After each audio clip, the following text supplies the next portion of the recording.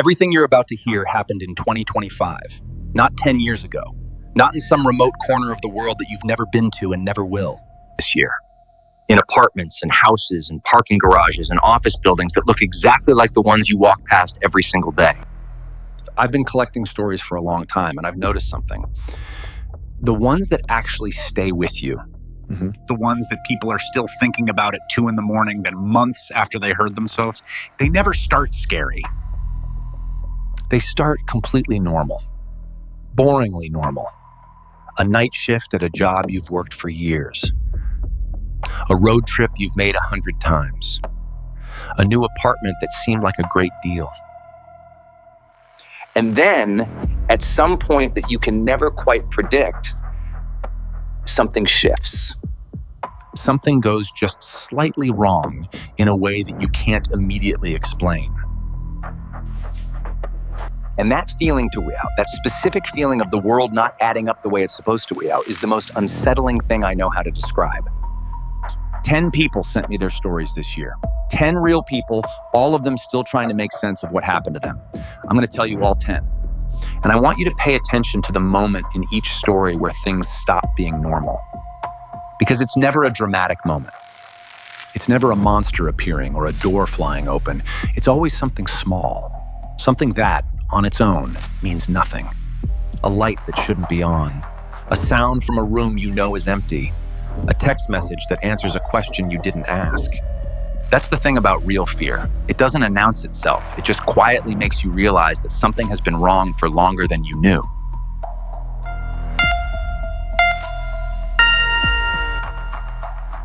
My name is Priya. I'm 26 years old and I live in Chicago. Or I used to live in Chicago until this past January when I moved out of my apartment so fast I left a box of books and a floor lamp behind and genuinely did not care. I'd been in the same place for 2 years, 3rd floor of a 6-unit building in Wicker Park. Great location, decent rent, one of those old Chicago buildings with the thick walls and the radiator that bangs at night. My landlord was fine, my neighbors were fine, the neighborhood was fine. I'm telling you all of this because I need you to understand that there was nothing wrong with that apartment. Not until there was. I had subletted my place once before, a few years back, when I went home for the summer.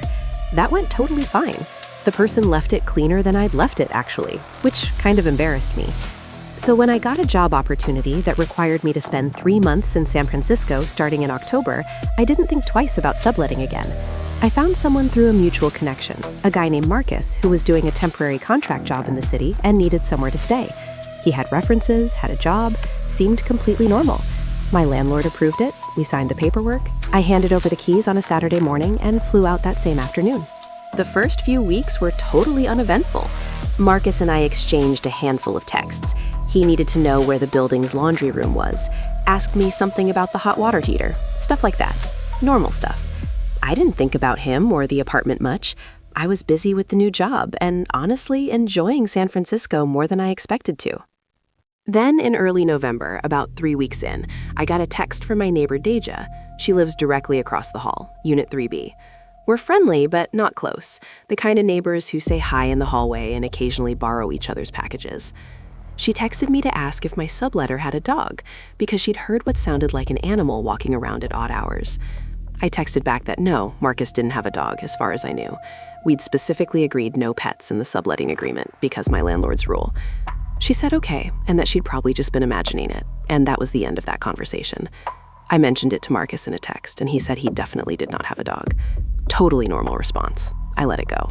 About 2 weeks later, Deja texted again, this time to say she'd knocked on my door to borrow some foil, which, fine, we've done that before, and that Marcus had taken a really long time to answer the door, like longer than you'd expect if someone was just in the next room, and that when he finally answered, he seemed flustered and wouldn't open the door more than a few inches.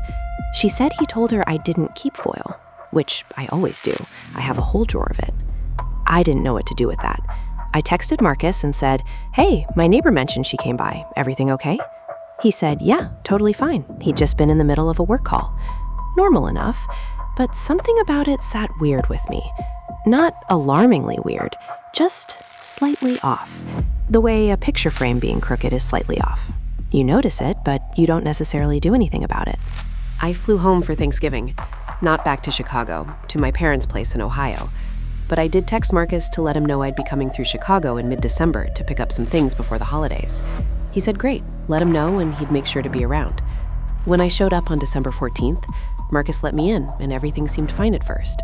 He was friendly, the place was reasonably clean. But as I was walking through grabbing what I needed, I started noticing small things.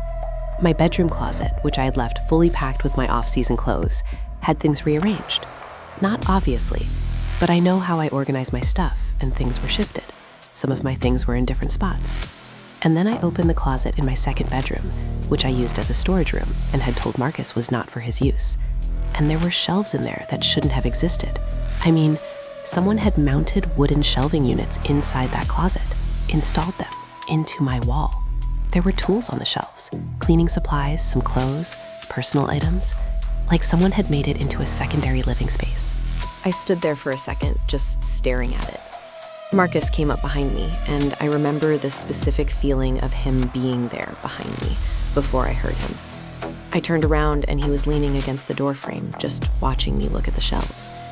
He said, really casually, that he hoped I didn't mind, that he'd needed some extra storage. Like he'd bought an extra shelf from IKEA. Like he hadn't installed permanent shelving into a wall he didn't own, in a closet he wasn't supposed to be using. I said I needed a minute, and went into the bathroom and locked the door. And I called my friend Sana and just whispered the situation to her as fast as I could, because I suddenly felt very aware of being alone in that apartment with this person I barely knew. Sana asked me if I felt unsafe, and I said I didn't know. That was the honest answer. I didn't feel unsafe. I just felt like something was deeply wrong, and I couldn't put my finger on exactly what. I came out of the bathroom and told Marcus I needed to come back another time, and grabbed my bag and left. I didn't confront him about the shelves again. I just left. When I got back to San Francisco, I called my landlord and told him I needed Marcus out by the end of the month. I gave him the whole story. My landlord called Marcus that same day, and Marcus agreed to leave without any pushback, which I don't know if that's reassuring or somehow even more unsettling. Here's the part that I keep coming back to. When I finally moved back in January and really went through the apartment properly, I found a few things. The shelves were gone, Marcus had taken them, but there were fresh anchor holes in the walls of the storage closet. And in my bedroom, behind the headboard of my bed, there was a small hole in the wall, the kind you'd make to run a wire through, about the size of a quarter. I don't know what Marcus was doing in my apartment. I genuinely don't know. He passed the reference check, he had a real job, he left when asked, and caused no official trouble. But someone installed shelves in a closet they weren't supposed to be in an apartment they were renting for 3 months. And there was a hole behind my bed that wasn't there before. I moved out 2 weeks after I moved back in. I know that sounds extreme, and maybe it is, but I keep thinking, you're never really alone in your own space if someone else has had access to it. And I realized I didn't know what Marcus had seen in that apartment, what he'd touched, what he'd built, what he'd learned about the way I lived. That's the thing I can't shake. Not what I saw, what I don't know.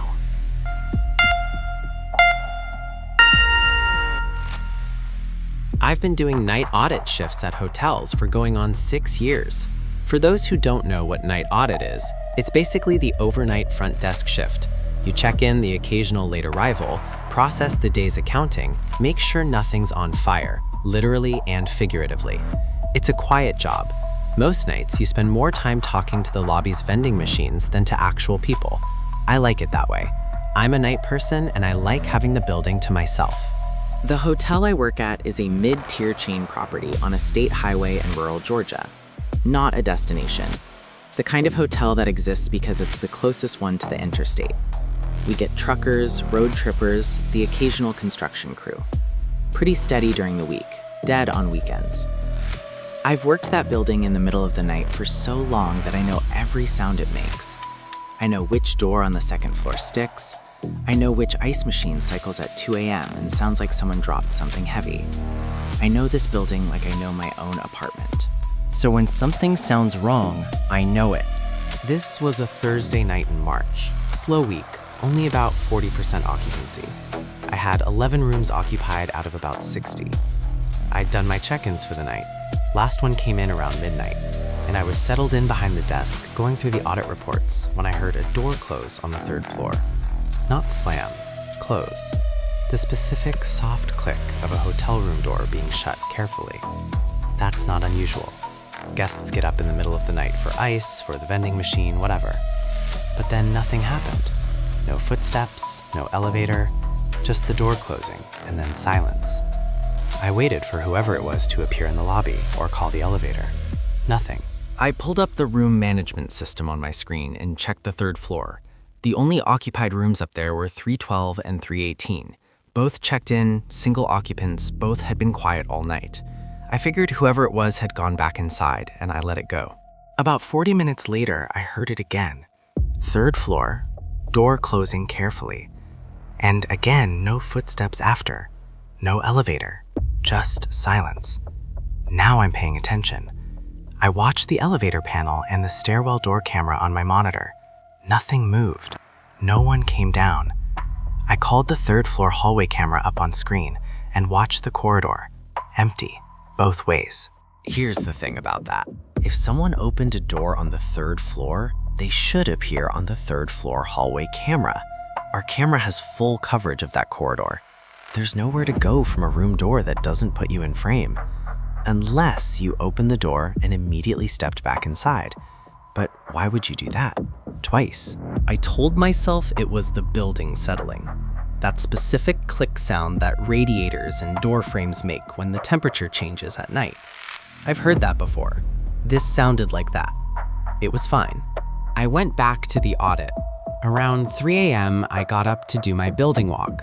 Standard procedure. I check all the exterior doors, make sure nothing's propped open, walk the floors, check the pool area if we have one. I took the elevator up to the 3rd floor and stepped out into the corridor. The hallway was empty and quiet. I started at one end and walked toward the other, checking exit signs, glancing at door gaps. When I got to room 315, which was vacant, not one of my occupied rooms, I noticed the door was not fully latched. Not open, just not latched all the way, so there was a millimeter gap between the door and the frame. I knocked and announced myself, which is standard. No answer. I used my master key and opened the door and turned the light on. The room was vacant, which it was supposed to be. Bed made, untouched. But on the desk of a room that had not been checked into, that had been vacant for 2 days according to our system, there was a half-eaten granola bar and a plastic water bottle that was about 1/3 full. I checked the bathroom. Empty. I checked the closet. Empty. I checked under the bed, which I don't normally do on building walks, and I felt ridiculous doing, but I did it anyway. Empty. I went back to the desk and called my manager. It was 3 a.m. and he was not happy about it, but he told me to lock the room and document it, and he'd look into it in the morning. I did that. Then I went back downstairs and sat behind my desk and did not move for the rest of the shift. In the morning, the GM reviewed the keycard logs for room 315. Here's what they found. No keycard had been used to enter that room since its last paying guest checked out 2 days prior. The only entry on record was my master key at 3 a.m. So either someone had gotten in through a method that didn't register on the system, or, and this is the explanation I like less, someone had been in that room since the last guest and had just never left. They called the police. Officers came and did a sweep of the building. Nothing. Whoever had been in room 315 was gone by then. The granola bar and the water bottle went into evidence, and that was essentially the end of it. No trespass was ever confirmed because there was nothing to confirm it with. No proof of how they got in, no proof of who it was, no camera footage of anyone entering or leaving. I still work that property. I still do night audit, but I do the building walk differently now. I check every door on every floor that isn't supposed to be occupied. I check under the beds. I check the closets. My manager thinks I'm being paranoid. Maybe I am. But someone sat in that dark room for at least 2 days, eating granola bars and listening to guests walk past the door. And they waited until the middle of the night to open that door, twice, for reasons that I have never been able to figure out. And then they were just gone. I need to understand why someone does that, what they were waiting for, what they wanted. I've been asking myself that question for months, and I still don't have an answer that makes me feel okay.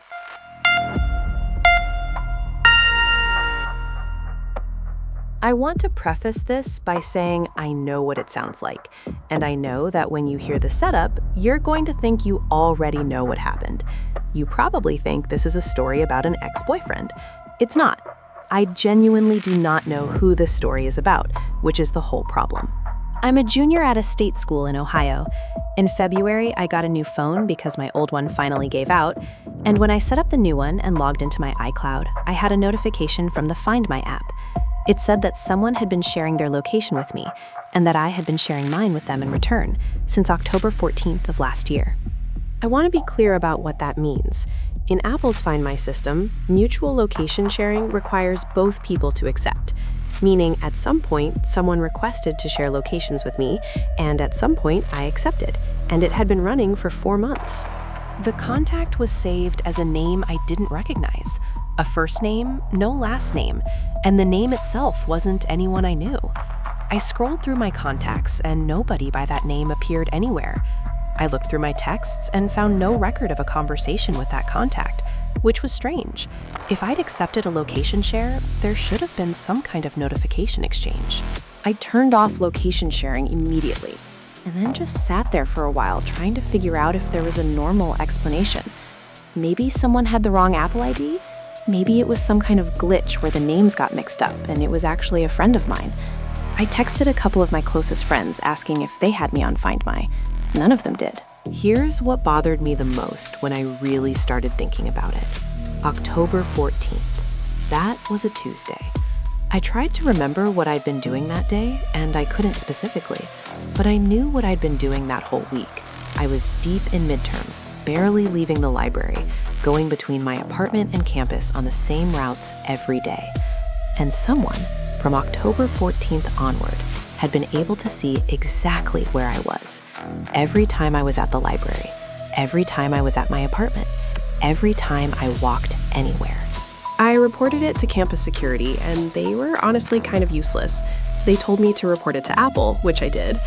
Apple said they couldn't tell me who the account belonged to due to privacy reasons, which I understand in principle, but in this specific situation felt insane. They said they could confirm that the location sharing had been active since October 14th and had now been disabled. I talked to a few people about it, and one of my friends who's a CS major said the most likely scenario was that someone had briefly gotten physical access to my phone and set up the location share manually, because that's the least friction way to do it without me noticing, which meant someone had held my phone, which meant it was probably someone I knew, or at least someone who had been close enough to me to hold my phone at some point. I thought about October 14th for weeks. I couldn't figure out who had been near my phone that day or that week. I'd been at a party the weekend before. My phone could have been set down anywhere. I'd been in the library, study rooms, the student union. Any number of people could have had access. The thing I keep coming back to is this. For 4 months, someone watched me move around my campus and my neighborhood. They saw every pattern. They saw when I was home alone and when I wasn't. They saw when I left at unusual hours and when I came back late. They had essentially a map of my life, and I was going about every single day completely unaware that someone was watching. I never found out who it was. Whoever it was never used that information in any way that I know of. Nothing happened to me, nothing was stolen, nobody showed up anywhere. But the fact that nothing happened doesn't make it okay. It doesn't make me feel safe. Because somewhere out there is a person who spent 4 months knowing exactly where I was at every moment, and I have no idea who they are or what they wanted, or whether they're still paying attention somehow. I've had a new phone number for 2 months now. I check my app permissions every week. I don't leave my phone unattended anymore, not even for a minute. And I've accepted that there are some things you can't undo once you know them, like the fact that your privacy can be compromised for months without you ever suspecting it, and that whoever did it is probably still out there, going about their life, knowing that I never figured out who they were.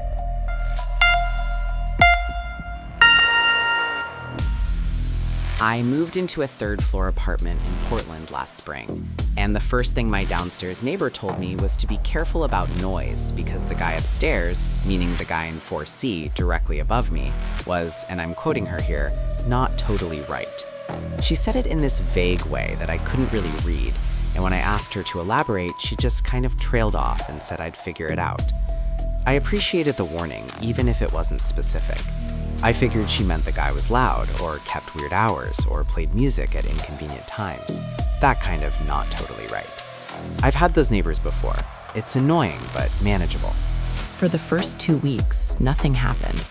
I heard footsteps above me sometimes, just normal upstairs neighbor footsteps. Walking across the room, the occasional thump that sounded like something being set down. Nothing unusual. I started to think my neighbor had been exaggerating. Then, one night around 11, I heard something that I couldn't immediately identify. A slow, regular sound coming from directly above my bedroom. I lay there trying to place it.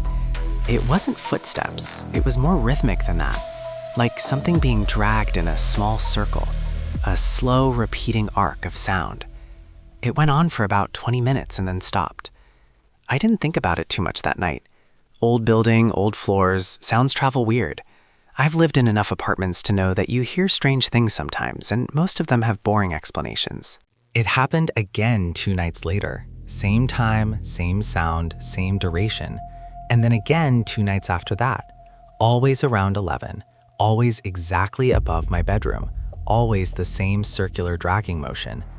By the 4th time I heard it, I was lying in bed staring at the ceiling trying to work out what could produce that specific sound on a regular schedule. A rocking chair, maybe. Someone who paced in circles while on the phone. Some kind of exercise routine. None of those felt quite right, but I was trying very hard to find a normal explanation. I ran into my neighbor in the laundry room and casually brought up the guy upstairs. She got this look on her face. Not alarmed exactly, but like I'd said something she wasn't sure she wanted to engage with. She told me his name was Dean and that he'd been there for 3 years and that she'd stopped trying to understand him after the first year. I asked what she meant and she said, "Just don't knock on his door and don't answer if he knocks on yours." I asked her why and she said she'd rather not get into it. I pushed a little and she said he'd knocked on her door one night, very late. And when she'd answered, he'd been standing in a hallway in complete darkness. The hallway light was off, and she hadn't turned it off. And he hadn't said anything for a long time, just stood there. Then he'd asked if she could hear him walking, and when she said yes, he'd nodded and gone back upstairs. I thought about that interaction a lot over the next few days. Can you hear me walking? Not sorry if I'm bothering you. Not I'll try to be quieter. Can you hear me walking? Like he wanted to know, like the answer mattered to him. A week later, he knocked on my door. It was 11:40 p.m. I'd been awake, which I almost wish I hadn't been. I looked through the peephole before opening it, and Dean was standing in the hallway holding a piece of paper. He was in his 40s, unremarkable looking, just a regular looking guy holding a folded piece of paper. I'm not proud of this, but I did not open the door. I just stood there looking through the peephole. He knocked again, once, and then held the piece of paper up toward the peephole, like he knew I was looking, like he'd expected me not to open it and had prepared for that. On the paper, in handwriting, it said, "Can you hear the circle?" I didn't say anything. I didn't move. After about a minute, he lowered the paper, folded it back up, put it in his pocket, and walked back to the stairwell. I heard his footsteps go up, and then his door open and close above me. 3 minutes later, at exactly 11:45, the sound started again. The slow, circular dragging, directly above my bedroom. I have no idea what Dean is doing up there. I have no idea why it matters to him whether I can hear it.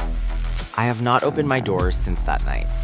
I have started wearing headphones to bed, and every time the sound starts above me, I put them on and turn the volume up until I can't hear it anymore. But here's the thing, I can't fully escape. He knew I was looking through the peephole. He'd prepared for it. He'd written that note in advance, or at least had it ready, which means he'd thought about this interaction before he had it. He'd planned what he was going to say. I've lived beneath a lot of people. I've had loud neighbors and annoying neighbors and neighbors who had screaming arguments at 2 in the morning. But I've never had a neighbor who seemed to need me to witness something, who needed me to confirm that I could hear them. Whatever Dean is doing up there in circles at 11 p.m., whatever it means to him, he wanted me to know it was happening. I still don't know why.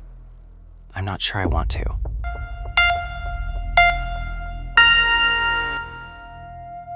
I want to say up front that I'm not the kind of person who scares easily. I grew up in a small town. I've lived alone since I was 22. I drive long distances by myself all the time, and I actually prefer it. I like the quiet and the open road. I'm telling you this not to be tough about it, but because I want you to understand that what I'm about to describe is not the reaction of someone who panics over nothing. This was June. I was driving from Albuquerque to a small town in southern New Mexico for a friend's wedding. About a 4-hour drive, most of it on open highway, the kind where you can go 30 minutes without seeing another car. I had the route memorized because I'd done it before, but I had GPS running anyway, out of habit. About 2 hours into the drive, somewhere in the stretch of high desert between Socorro and Truth or Consequences, my GPS rerouted. It happens. Sometimes there's construction or an accident, and the app finds a faster way around. The new route took me off the main highway, onto a 2-lane state road heading west. I glanced at the estimated arrival time, and it had only added 2 minutes, so I followed it without questioning. The state road was fine for the first 10 minutes or so. Remote, but paved. The kind of road you see in New Mexico all the time. A few houses scattered back from the road, some ranch gates, the usual. But after about 15 minutes, the houses stopped appearing, and the road started to feel more isolated. The pavement got rougher, and my GPS signal, which had been solid the whole drive, dropped to 1 bar and then flickered. I slowed down and tried to check the map, but it had stopped updating. I could see the route I'd been on, but the blue dot indicating my location wasn't moving. I pulled over to get my bearings. I was on a road I didn't recognize, didn't have service, and the GPS had frozen. I sat there for a minute, being practical about it. I was still on a paved road, heading in a general direction. I'd just keep going, and eventually hit something with a name. This is New Mexico high desert, not the wilderness. There are towns.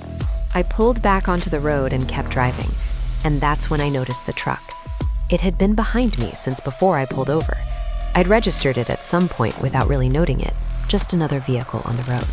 But when I pulled back out, it pulled out too, and it maintained a very specific distance behind me. Not right on my bumper, but close enough that I could see it clearly in my rear view. A dark pickup truck. No distinguishing features I could make out. But then I stopped again, this time because the road had reached a fork and I had no idea which direction to go.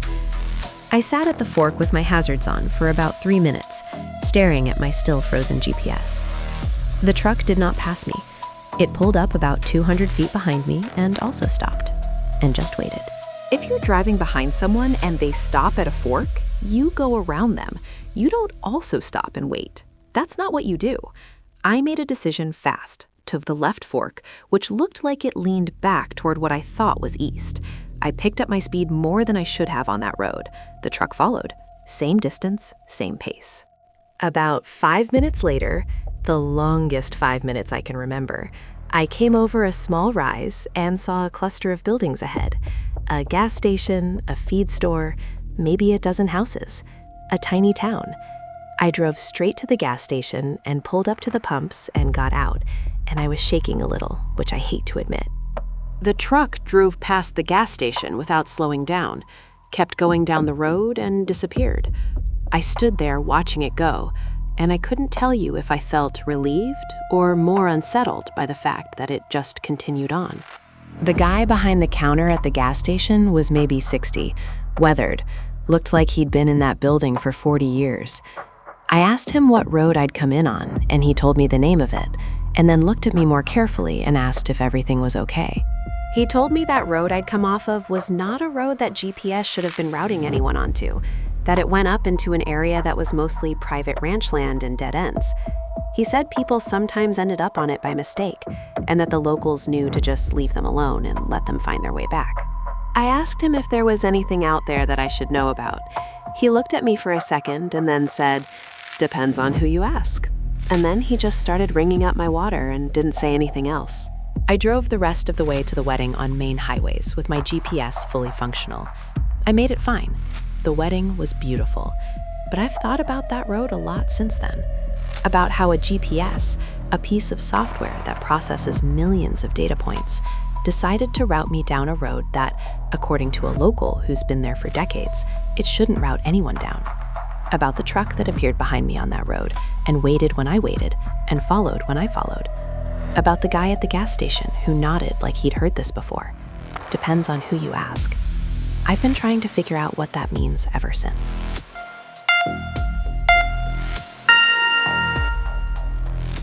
I live alone in a 2-bedroom house in a suburb outside Minneapolis.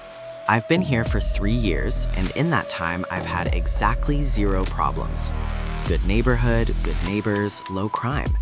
The most dramatic thing that has happened since I moved in was a skunk getting under my deck, which cost me $400 and a lot of dignity to resolve. I work from home and I order a lot of stuff online. Occupational hazard of remote work and the Minnesota winter. I get packages 2-3 times a week sometimes. I know the delivery drivers by sight at this point. I have a covered porch where everything gets left and I've never had anything stolen. In the second week of January, a package appeared on my porch that I hadn't ordered. That happens sometimes. Wrong address, neighbor's delivery, whatever. But when I looked at the label, the address was correct. My house number, my street, my zip code. And my first name was on it. Just my first name, no last name. And the return address was a P.O. box in a city in Missouri that I have never been to and have no connection to. I brought it inside. I want to be clear that I am not someone who opens packages that aren't meant for me, but this one had my name and my address on it, so I opened it. Inside was a USB drive, just a USB drive in a small potted envelope inside the box.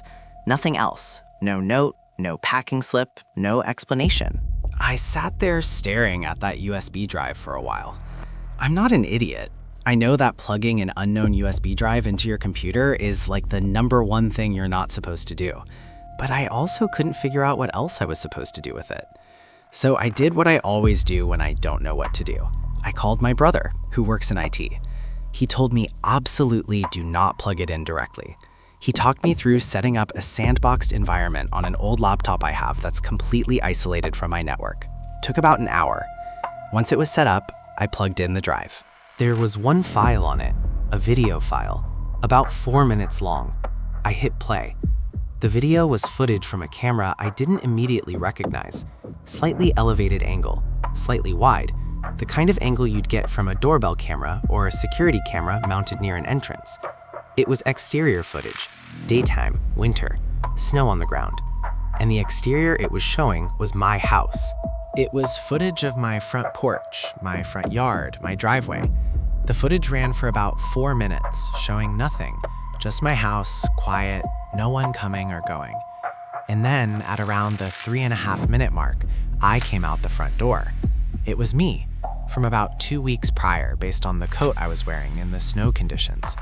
I walked to my car, got in, and drove off. The footage continued for another 30 seconds after I left, and then ended. Someone had been filming my house from a camera I couldn't locate. They'd edited down 4 minutes of footage that included me leaving my house, saved it to a USB drive, addressed it to me by my first name, and mailed it. I called the police. They came and took a report and took the USB drive and the packaging. They checked the perimeter of my house and didn't find any attached cameras. The camera must have been temporary, set up and then removed. The footage angle suggested somewhere across the street or diagonally across from my house. No one in my immediate vicinity has a camera at that height and angle that I know of. The P.O. box in Missouri came back as a dead end. It had been rented for 1 month under a name that didn't match any real identity when the police ran it. Whoever sent it had specifically set up a way to mail me something untraceable. The police categorized it as harassment and told me to call if anything else happened. It's been 9 months and nothing else has. No more packages, no one in my neighborhood has noticed anything unusual. I've had a security system installed and I check the cameras obsessively, and I've never caught anyone casing my house. But here's what I think about. Whoever did this went to real effort. setting up a covert camera, recording footage, getting a P.O. box under a false name, mailing it to me by first name only. All of that is deliberate. All of that is intentional. And the content of the video, just me leaving my house, isn't a threat exactly. It's not a picture of me sleeping or proof that they've been inside.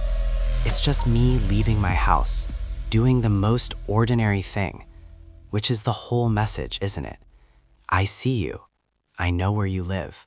I was watching, and I want you to know I was watching, and I chose to tell you, which means I'm choosing when you know about me and when you don't. I still live in that house. I don't know what else I would do, but I don't feel the same way about coming home as I used to. I used to feel relieved when I got home, like it was the one place that was fully mine. Now I look at my front door and I think about the angle that camera must have been at, and I wonder if it was the first time.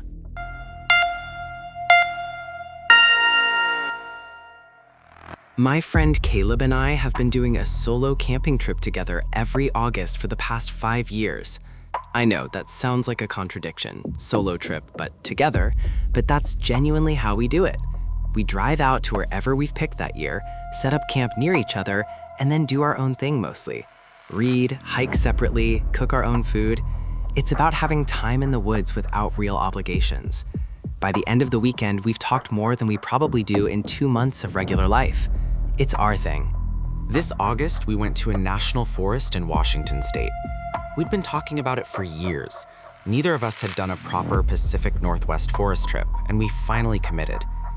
We found a dispersed camping area about an hour and a half off the main road. Dispersed means no designated campsite, no amenities, no ranger station nearby. You pick a spot, set up, leave no trace. We'd done dispersed camping plenty of times. We were comfortable with it. We got in on a Friday afternoon and found a good spot near a creek. Tall, old-growth firs, soft ground, good drainage. I set up my tent about 30 feet from Caleb's. We had dinner, talked for a few hours around the fire, and went to bed around 11. I woke up at some point in the night. I checked my watch and it was 2:17 a.m. to the sound of something moving through the brush outside my tent. Slow, deliberate movement. I lay still and listened. In the Pacific Northwest, the wildlife list includes bears and cougars. I know what to do in those situations. You don't panic. You make yourself known. You don't run. But what I was hearing didn't sound like an animal. It was too slow, too regular. Animals move in bursts. They pause, they move fast, they're erratic. This was patient. 1 step, pause. 1 step, pause. Moving in a wide arc around my tent. I lay there for probably 4 minutes, listening to it complete most of a circle around where I was sleeping. Then it stopped. I waited another few minutes and heard nothing else. I told myself it was a deer. Deer can be weirdly slow and deliberate. I told myself that until I believed it enough to fall back asleep. In the morning, I didn't say anything to Caleb about it right away. We made coffee and talked about our plan for the day. He was going to hike north, I was going to explore the creek downstream. Normal stuff. He left around 9, and I was cleaning up camp when I noticed something I'd missed in the dark the previous night. Around my tent, in the soft ground, there were footprints, human footprints, work boot tread, adult male size based on the length. They formed almost a complete circle around my tent. They came from the tree line to the east, circled 3/4 of the way around my tent, and went back into the trees to the north. I followed them to the tree line and lost them in the denser brush where the ground was harder. Then I went to Caleb's tent area and checked the ground there. Nothing around his tent, only around mine. I texted Caleb on the satellite communicator we always bring for exactly these situations, no cell service out there, and told him to come back to camp. I described what I found. He was back within 40 minutes. We looked at the prints together. He agreed they were human. We looked for more of them and found what looked like a rest site about 200 feet into the trees to the east, a flattened area of undergrowth, like someone had been sitting or lying there for some time, looking toward our camp. We packed up and left. We didn't discuss it extensively. We just both started breaking down our tents and packing our gear, and neither of us suggested we stay. We were on the road by noon. On the drive back, Caleb told me he'd also woken up in the night. He'd heard what he thought was someone walking near camp. He'd assumed it was me getting up to use the bathroom. He hadn't mentioned it in the morning because he didn't want to make the trip weird. So whoever was out there, they'd also been near Caleb's tent at some point, or he'd heard the same person I had at a different point in their circuit. We were both awake in the middle of the night listening to someone walk around our camp. Neither of us said anything to the other. We both waited it out alone. We filed a report with the Forest Service when we got back to cell service. The ranger we spoke to took it seriously, said there'd been a few other reports from that general area that summer of campers being approached or feeling watched. He said dispersed camping in remote areas attracted people who were specifically looking to be in places with no oversight. He didn't elaborate beyond that. We're already planning next August. I'm not sure we're going back to Washington, but we're going somewhere. Neither of us is ready to let someone in the dark have that.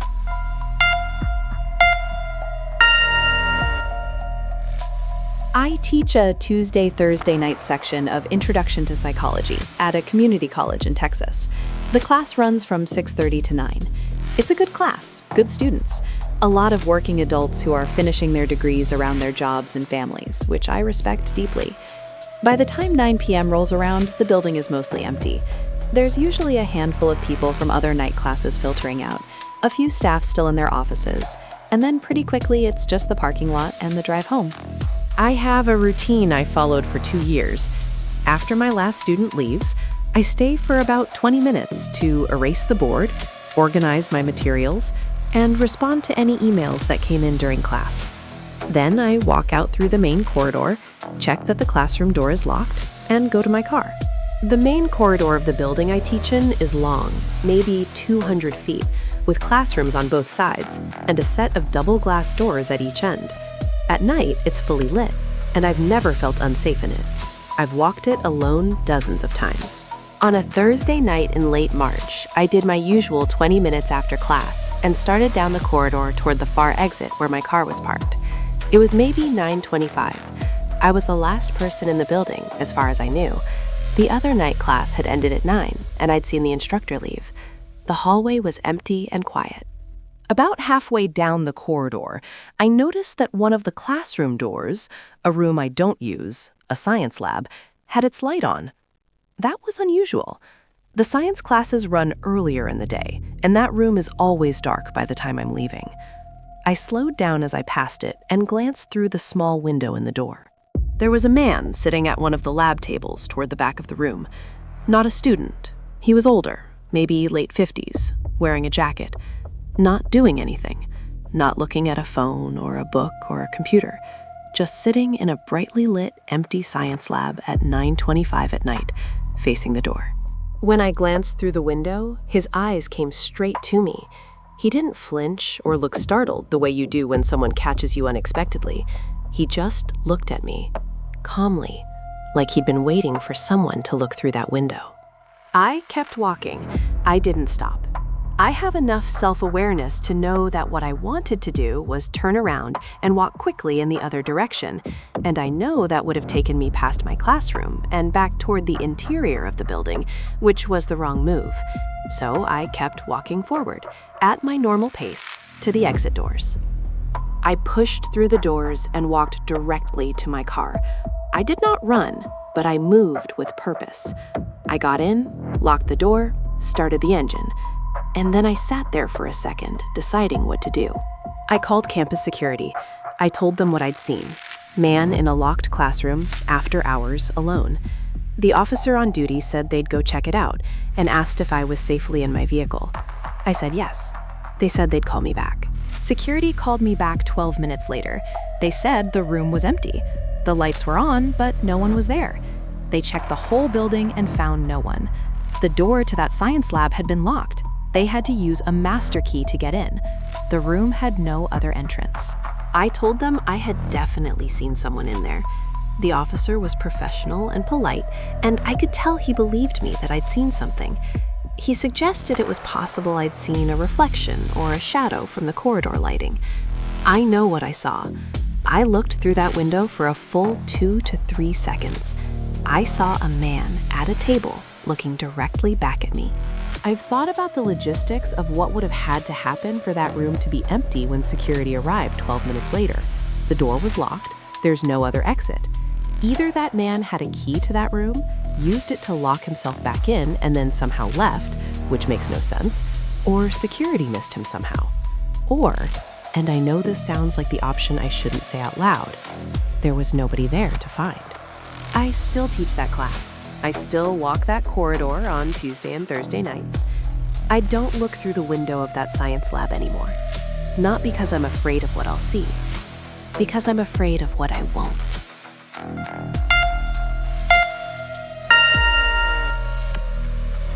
My neighbor Garrett and I weren't close.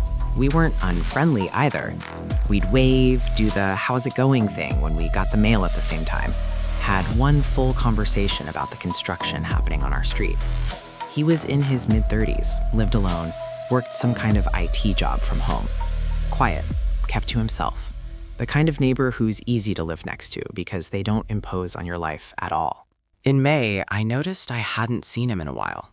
His car was in the driveway, lights were on at night, but I hadn't actually seen him. Hadn't even seen his door open or close. I couldn't pinpoint when I'd last seen him in person, and that bothered me a little. I'm not a worrier by nature, but something felt off about it. The car doesn't move, lights on, blinds closed, no sign of the actual person. After about 4 days of this, I called in a wellness check. I want to be clear that I felt a little embarrassed doing it.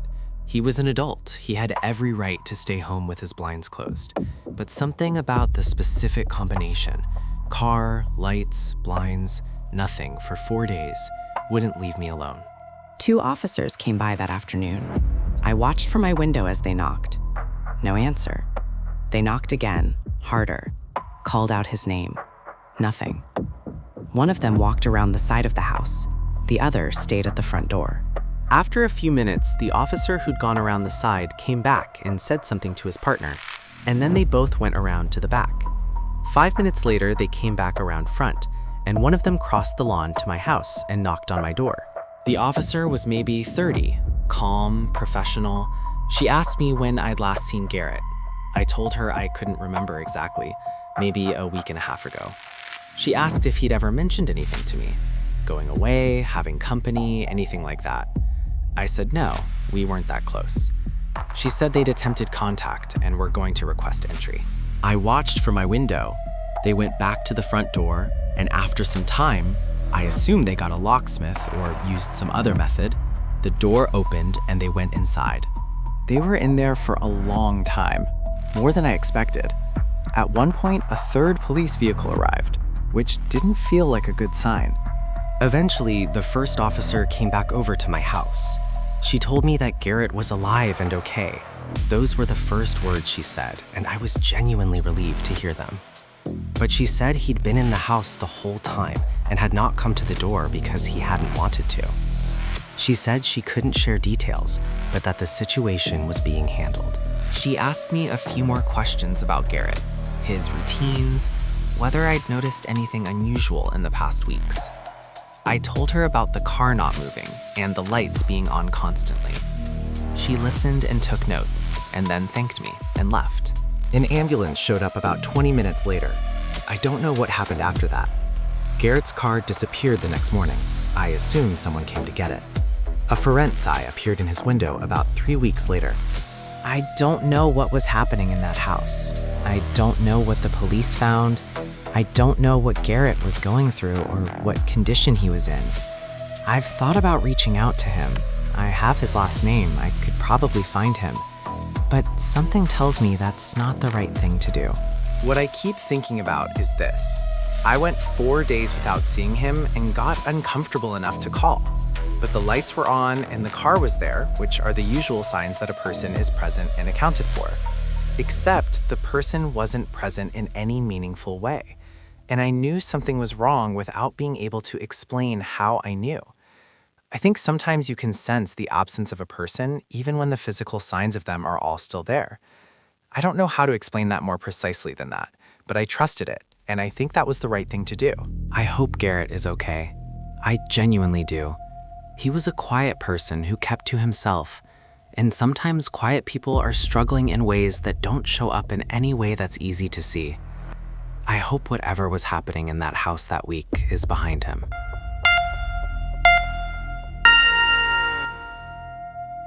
I debated whether to send this in for a long time. Part of me didn't want to say it out loud, because saying it out loud makes it more real. And part of me is still not sure I fully processed what happened. But I think the reason I'm sending it is that I've been carrying it alone for months, and that's not working very well. My sister's name is Dana. She's 31. We're close, not in a talk every day way, but in a way where if something is wrong with either of us, the other one feels it somehow. She lives in Seattle. I live in Portland. We see each other every couple of months. Last summer was a good stretch for us. We'd been in a routine of visiting, and the visits were relaxed and good. On a Wednesday night in mid-July, I missed a call from her around 11 p.m. I was asleep. She left a voicemail. The voicemail was 53 seconds long. I listened to it the next morning. For the first 7 or 8 seconds, nothing. Just silence and the faint ambient sound of being in a room. Air, background hum, the quality of a line that's open and connected. Then Dana's voice, and she was whispering. She said she needed me to know that she was okay. She said she was in her apartment and she was okay, but she needed me to know something. And then there was a pause. Not the pause of someone thinking, but the pause of someone listening, making sure they weren't being heard. And then she said, "I think there's someone else in here. I can hear them. They've been here since I got home. I've locked myself in the bathroom. I don't have service to call 911. I need someone to know." And then the voicemail ended. I called her back immediately, but it went straight to voicemail. I called 3 more times in about 2 minutes, all voicemail. I called 911 and told them my sister had left me a message saying she was locked in her bathroom and believed someone was in her apartment. I gave them her address. They dispatched someone immediately. The next 25 minutes were the longest of my life. I sat on my kitchen floor in Portland in my pajamas at 7 in the morning, waiting for my phone to ring. I had called everyone I could think of who was closer to Dana than I was. Her neighbor, a friend of hers in the city, and nobody was answering because it was early and no one expects that call. Dana called me at 7:24 a.m. She was okay. She was standing outside her building with 2 police officers. She was crying, but she was okay. When she'd gotten home the previous evening, around 9, she'd felt immediately like something was different in the apartment. She couldn't articulate it precisely, the way the air felt, a sense of things having been moved or touched. She'd done a walkthrough and found nothing, and had told herself she was being paranoid. She'd made dinner, she'd watched TV, she'd gotten into bed. Just before 11, she'd heard something from the direction of her storage closet, a sound she couldn't identify. Not loud, not dramatic, just wrong. She'd gotten up and gone to check it, and the closet door, which she kept closed, was open about 2 inches. She hadn't opened it. She'd gone to her bathroom and locked the door and called me. When the police arrived, they found that the storage closet was empty. They searched the apartment and found no one. But they found the window in her second bedroom open, not all the way, but several inches, and Dana was certain she hadn't opened it. The working theory was that someone had been in the apartment and had exited through that window when they heard the police arrive, or possibly before. The window faced a fire escape. There were no signs of forced entry at the door, which suggested either a lockpick or a key. Dana has since changed her locks, added a door brace, and moved to a different apartment. Here's the thing I go back to. She called me instead of 911 because she didn't have service to dial out properly, but a voicemail connected. So she did the thing that made sense. She got the information to someone. She made sure someone knew. She didn't panic. She didn't open the bathroom door. She just quietly made sure the situation wasn't invisible. But here's the part I really go back to. She said, "I think there's someone else in here. They've been here since I got home." She'd been home for 2 hours at that point. 2 hours of eating dinner and watching TV while someone was in her storage closet in the dark. She was in her home, her own apartment, her own space, the place that's supposed to be safe. And someone else was in it with her, and she didn't know. And they were quiet enough and still enough that she didn't know. For 2 hours.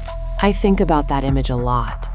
Dana on her couch watching something on TV, comfortable, unwinding, and a door that's slightly open that she hasn't opened, and the thing in the dark behind it, just waiting. She's okay. She's genuinely okay. She's in a new place and she's doing well, and we've talked about it a lot. But I don't think she's fully stopped listening for sounds that don't belong, and I don't think she ever fully will. And I'll be honest with you, I don't think I will either.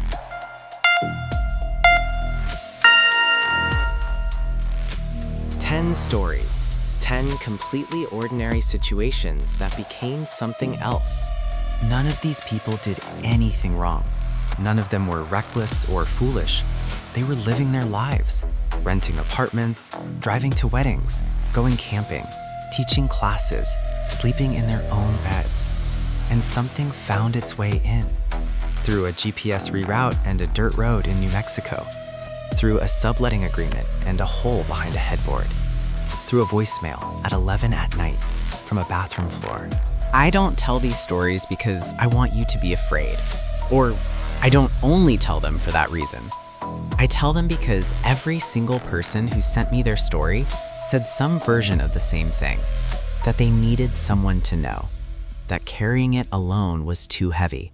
That talking about it, even to strangers on the internet, made it a little more manageable. That's what I think these stories are really about. Not the dark things that happen, but the human need to say, this happened to me. I was there. It was real. And I made it to the other side of it. If something like this has happened to you, if you have a story from 2025 that started normal and became something you're still thinking about, I want to hear it. Because someone else out there needs to hear that they're not alone. Thank you for being here. I'll see you next time.